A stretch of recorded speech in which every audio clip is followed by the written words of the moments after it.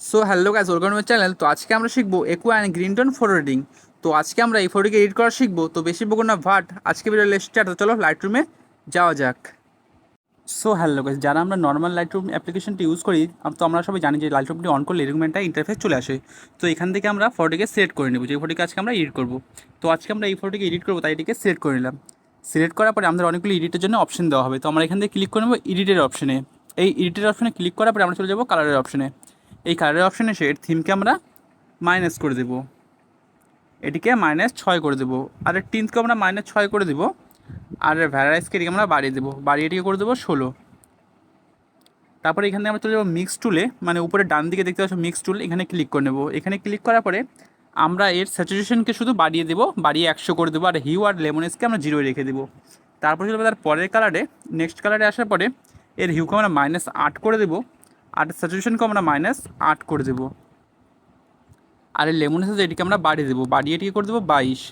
তারপরে যদি তার পরের কালারে ইয়েলো কালারে এখানে আসার পরে এর হিউকে আর স্যাচুরেশনকে আমরা বাড়িয়ে 100 করে দেবো। আর এই লেমনেসকে আমরা বাড়াবো, এটিকে বাড়িয়ে আমরা করে দেবো 26। তারপর চলে তার পরের কালারে গ্রিন কালারে এখানে এসে এর হিউকে আমরা বাড়িয়ে 40 করে দেবো, 40। আর স্যাচুরেশনকেও বাড়িয়ে আমরা 40 করে দেবো, 40। আর এই লেমনেসকে আমরা কমিয়ে দেবো, কমিয়ে এটিকে করে দেবো 10।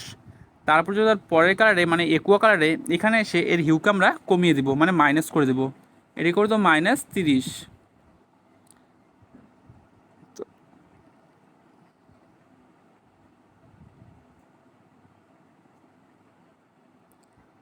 তো এটি করে দেবো -30।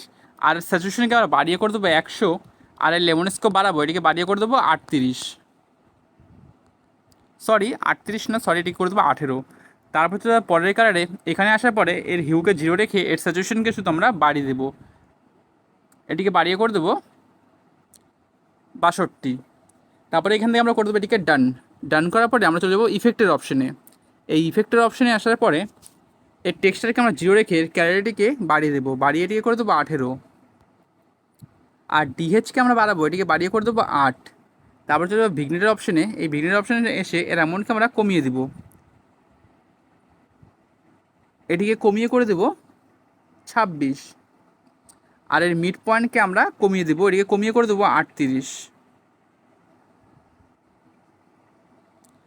38। আর ফেদারকে আমরা বাড়াবো, বাড়িয়ে এটিকে করে দেবো 72 বা 73।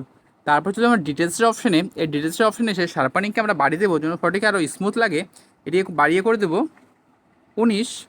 তারপর যদি নো রিয়াকশনের অপশনে এখানে এসে এটিকেও বাড়াবো, এটিকে বাড়িয়ে করে দেবো আমরা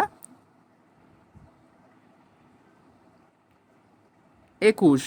তারপর যদি কালার নো রিয়াকশনে এখানে এসে এটিকে বাড়াবো, এটিকে বাড়িয়ে করে দেবো আমরা 12। তো ফাইনাল আমাদের ফটোটা এডিট হয়ে গেছে। তো বিফোর আমাদের ফটোটা গেছিলো এরকম ছিল, আর আফটার এখন এরকম। তো ভিডিওটি ভালো লাগলে like, comment, share and subscribe করে দিও। দেখা হচ্ছে নেক্সট ভিডিওতে। টাটা।